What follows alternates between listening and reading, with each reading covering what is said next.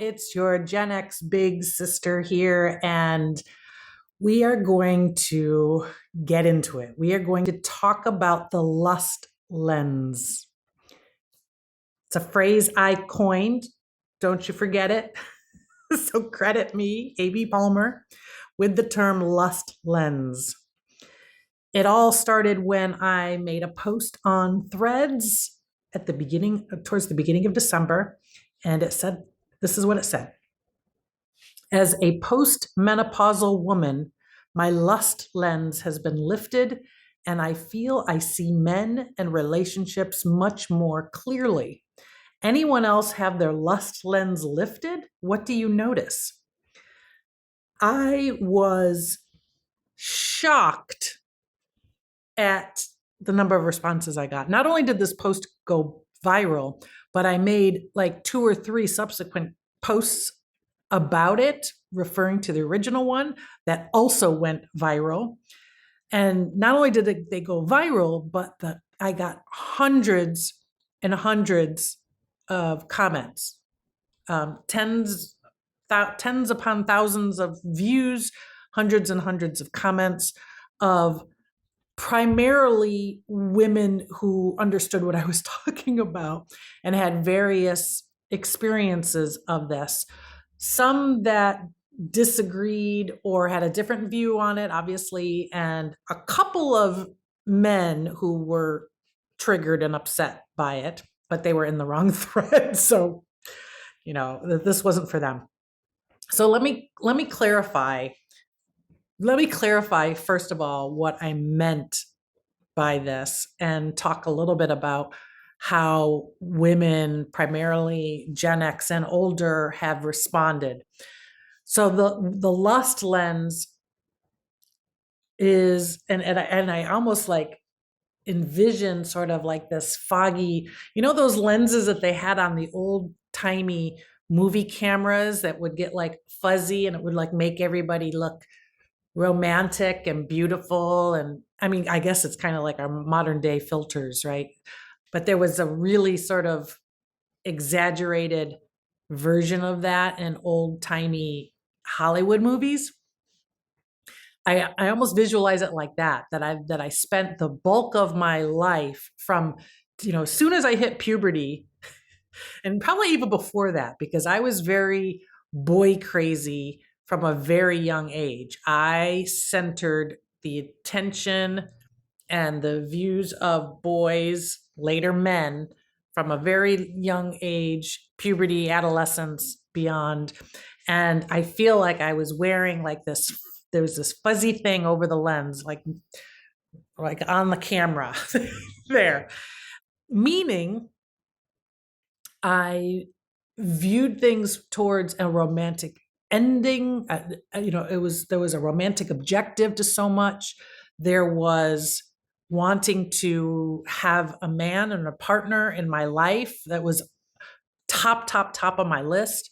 And looking back, I wouldn't have been able to describe this at the time. It's only now that I can describe this hormonal feeling.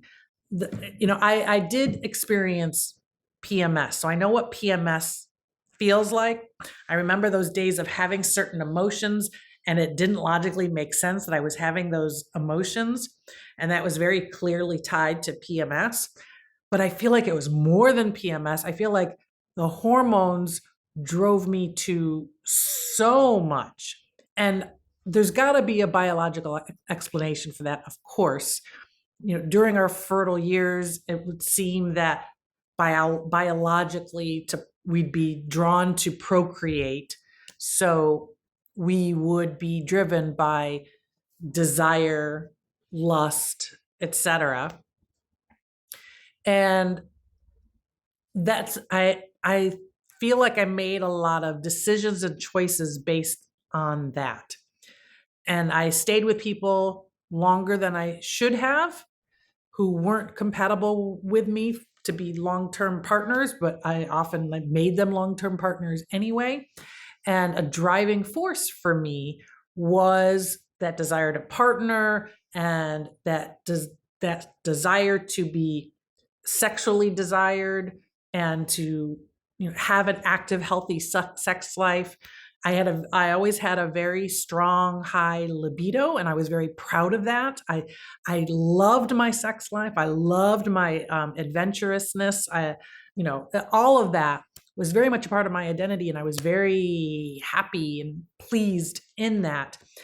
And it affected decisions that I made that affected lots of different areas of my life. And hitting menopause and post menopause, like during menopause, like perimenopause leading up to the menopausal day, it still was kind of like messed up because things are just hormonally, things are very chaotic. Physically, things are very chaotic, biologically, sexually, all of that was just kind of really nutty towards the end. But now I'm quite a few years postmenopausal, and I feel like I've really just dusted off, cleaned off that lens completely. And it's crystal clear, like almost in high definition now. Excuse me.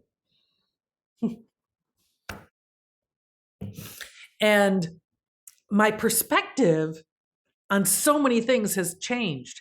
I remember, and I've made reference to this in other videos, I remember having older women advise me, giving me advice to, stop centering men and relationships, and, advice about focusing on other areas of my life and, who I am and what I'm about. I remember being told all of that and being very resistant to it, being very defensive about it. And I couldn't imagine giving up men and relationships for even a few months, let alone like years.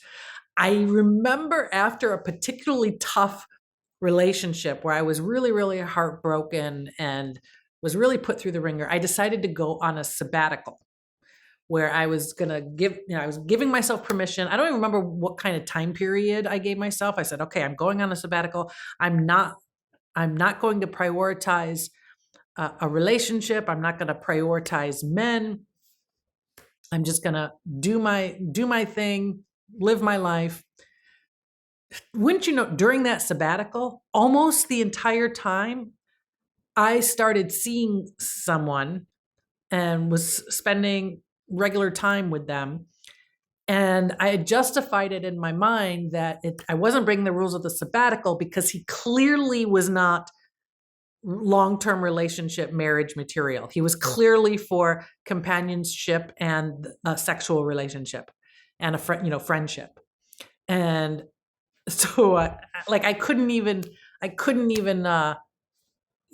give it up when I had tried to and given myself permission to. So now I can see everything in like high definition. What am I seeing? When I look back at my history, I definitely see things that I accepted in relationships that absolutely were inexcusable and unacceptable. And some of the people that I allowed into my life and into my heart and into my bed and into my day-to-day who did not deserve to be there. And deserve may sound like a judgy kind of word. I don't mean it that way. It might not have been, in some cases it was that they just weren't good guys. But in other cases it was, they just weren't right guys for me. It just wasn't there just wasn't enough compatibility there. And I was definitely doing a lot of the accommodating, a lot of the compromising, and a lot of the changing to try to fit what it seemed that he wanted or needed. And yes, I was programmed to do that. That's part of the whole blueprint. So in my process through my 50s, and particularly into my mid 50s, as I've started to peel back those layers and deprogram all of those areas and really try to strip back everything, I started to see power dynamics between the relationships. I started to see, and then I started to see it not just in mine, but like looking out over others, to like just watching the dynamics between genders and how men and women interreact and how they are in relationship. And I just started to see more and more dysfunction. And I don't want it to seem, I know this is, it's going to, it comes out sounding very negative, and it comes out often sounding very man hating. I do not hate men. I am very comfortable with men, and I love them. And I think it's more, what I'm not comfortable with is the old dynamics that we had, that I believe we as a society are starting to shake that up. And that's why we're seeing some of the backlash from that. And we definitely have to work that out. But I never would have clearly saw this while I was in the throes of prioritizing romance, mating, procreation, finding a partner. As long as that was like such a driving force, fueled by hormones, I couldn't see the rest of the world clearly. I couldn't see the value that I bring to a relationship and the value that the man brings to a relationship in a very objective and neutral perspective.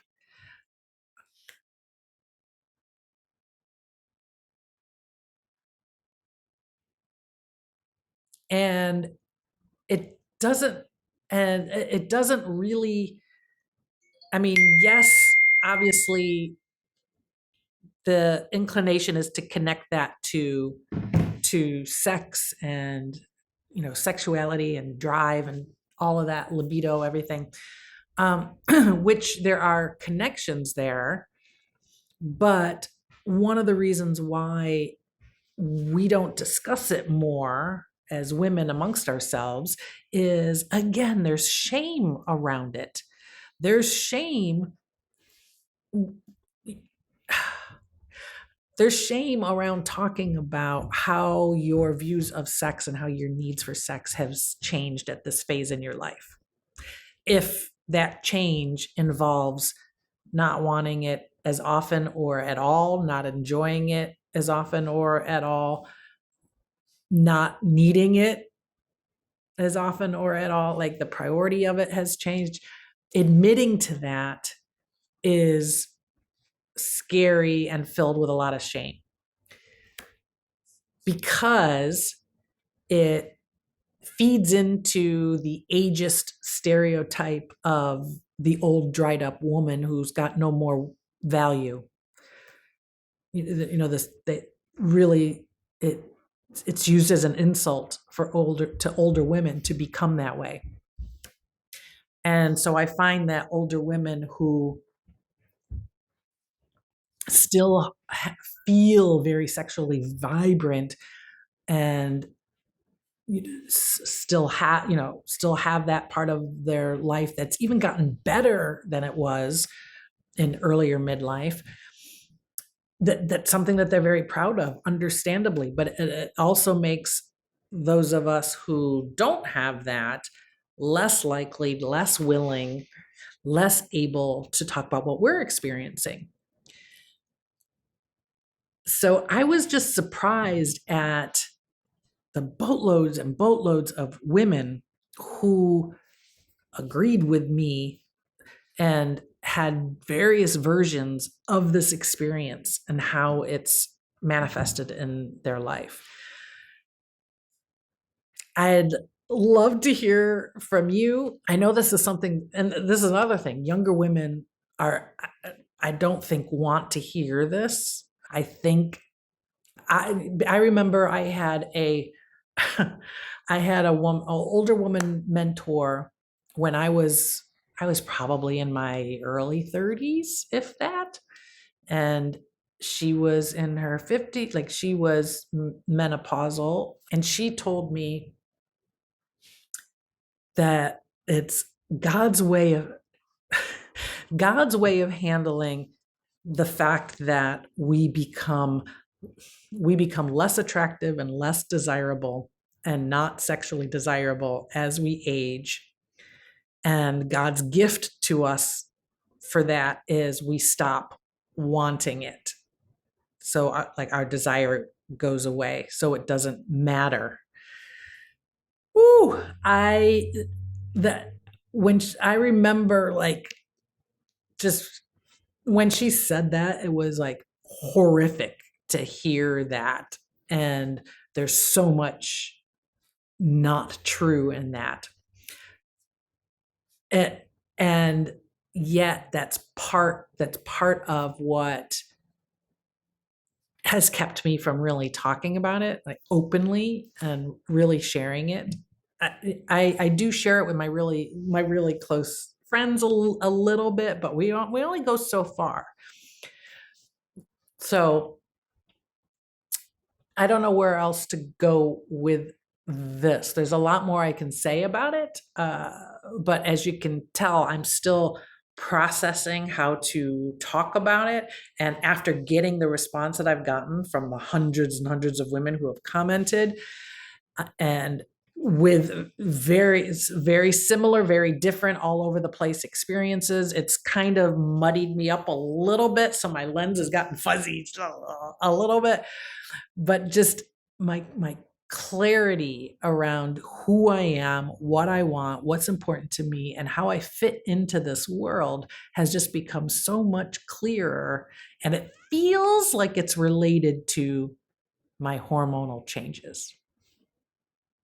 Let me know if you get any questions, pop them in the comments, or if you got something to share, a similar experience, would love to hear that too. Remember to like and subscribe to this channel as we talk about more. And this is your GenX Big Sister signing off.